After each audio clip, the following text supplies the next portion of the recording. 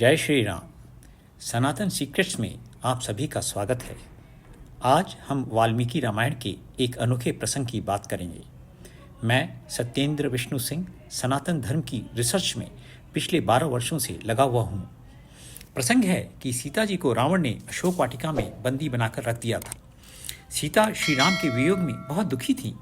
वे रावण के यहाँ भोजन भी नहीं करती थी। ऐसी दशा में यह लगता था कि सीता जी बिना खाए पिए अपने प्राणों का त्याग कर देंगे।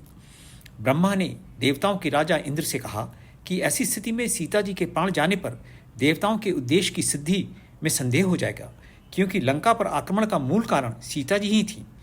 अतः ब्रह्मा जी ने इंद्र से कहा कि तुम लंका जाकर सीता जी से मिलो और उन्हें उत्तम भोजन खिलाओ।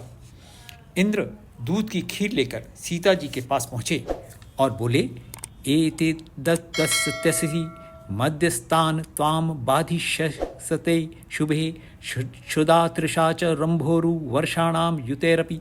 सीता जी, यदि मेरे हाथ से इस खीर को लेकर आप खा लेंगी तो आपको हजारों वर्षों तक भूख और प्यास नहीं सताएगी। परंतु रावण से धोखा खाई हुई सीता जी इंद्र पर शंका करने लगी और बोली, मुझे कैसे विश्वास हो कि आप ही देवताओं के राजा इंद्र हैं। आप कृपया देवताओं के लक्षण मुझे दिखाएं।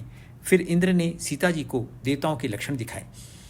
सीताया वचनम श्रुत्वा तथा चक्रे शचीपति पृथ्वीं नास्पृशत पद्मभ्याम निमेषे क्षणानि च अर्जो अंबरधारी च न म्लान कुसुमस्तथा तम ज्ञात्वा लक्षणे सीता वासवम परिहर्षिता। सीता जी की यह बात सुनकर शचीपति इंद्र ने वैसा ही किया। उन्होंने अपने पैरों से पृथ्वी का स्पर्श नहीं किया। वो हवा में निराधार लड़के खड़े रहे।